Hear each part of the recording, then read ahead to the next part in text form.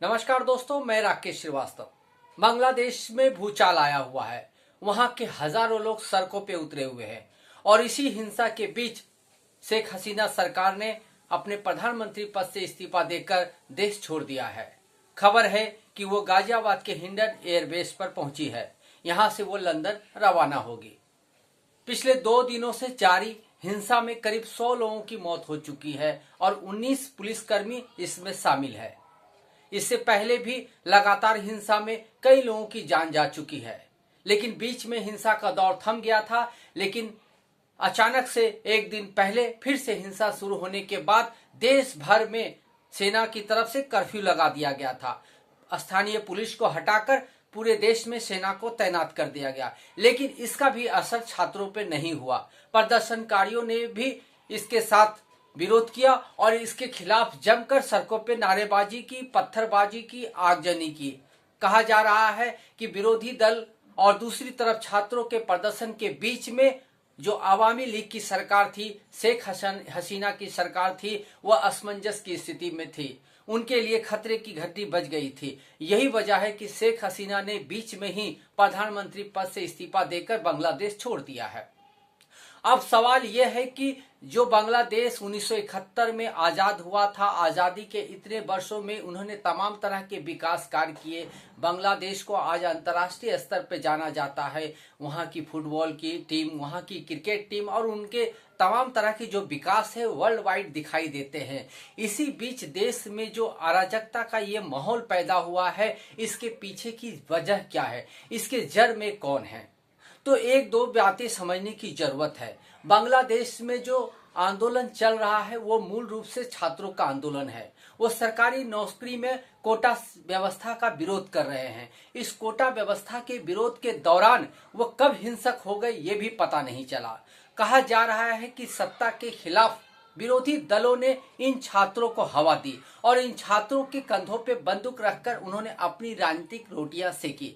और कई चरमपंथी गुट है, जमायते उलमा और जमायते दूसरे टाइप के जो संगठन हैं, उन्होंने भी छात्रों के इस आंदोलन को अपना मुख्य समर्थन दिया और उनको सहयोग किया। यही वजह है कि देश भर में हिंसा का दौर जारी है। जहां जहां जगह जगह आगजनी हो रही है, जगह जगह पत्थरबाजी हो रही है, लोग हिंसा पे उतारू हो गए हैं। और ये समझने की कोशिश नहीं की जा रही है कि जो आंदोलन छात्रों की एक मांग से शुरू हुआ था वो यहाँ क्यों पहुंच गया है।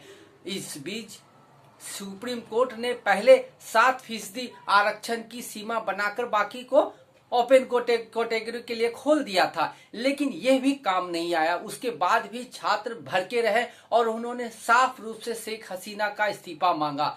शेख हसीना ने इस्तीफा देने की बजाय प्रदर्शनकारियों पे दमनकारी नीति अपनाने की कोशिश की, उनके प्रदर्शन को दमन के जरिए दबाने की कोशिश की, लेकिन ये भी काम नहीं आया। आखिरकार उन्हें अपना देश छोड़ना पड़ा है और खबर है कि वो लंदन रवाना हो गई है। अब इसके इतिहास के बारे में जाते हैं कि बांग्लादेश का इतिहास क्या है। बांग्लादेश को 1971 में पाकिस्तान से आजादी मिली थी। मसलन जब 1947 में भारत की आजादी हुई, भारत को स्वतंत्रता मिली, उसके बाद पश्चिम बंगाल और पूर्वी बंगाल ये 2 हिस्से हुए। पश्चिम बंगाल भारत का हिस्सा बन गया जबकि पूर्वी बंगाल पाकिस्तान का हिस्सा बन गया। इसी पूर्वी बंगाल में 19 जो दमनकारी प्रथा थी यानी जमींदारी प्रथा थी, उसके खिलाफ लोगों ने आक्रोश व्यक्त करना शुरू किया। 1952 में इसके खिलाफ जोरदार आंदोलन हुआ था। उसके बाद 1955 में ये आंदोलन देश को एक अलग देश बनाने की दिशा में बढ़ गया। इसी दौरान जब वहां पर कत्लेआम मचे, भारतीय पाकिस्तानी सेना ने बंगालियों का दमन शुरू किया। करीब कहा जाता है कि 10 लाख बंगालियों की हत्या की गई थी।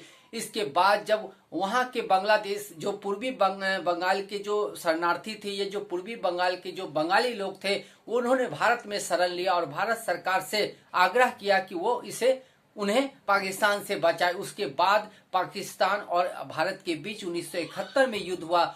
इस 71 युद्ध के बाद एक अलग देश बांग्लादेश का निर्माण हुआ। लेकिन आज का ये दृश्य एक अलग बांग्लादेश का सही दिख नहीं रहा है, छात्रों को भी ये समझना चाहिए कि पढ़ने की जगह पर पढ़ाई करे, आंदोलन करने की जगह पे आंदोलन करे। एक ऐसा आंदोलन कभी ना खड़ा करे जो देश को ही धोखे में डाल दे, देश को ही खतरा पैदा कर दे। आज पूरी दुनिया आपके आंदोलन को देख रहा है, लेकिन ये आंदोलन एक गलत दिशा में चला गया है। आपकी मांग जायज हो सकती है, लेकिन हिंसा का ये दौर बिल्कुल भी जायज नहीं हो सकता है।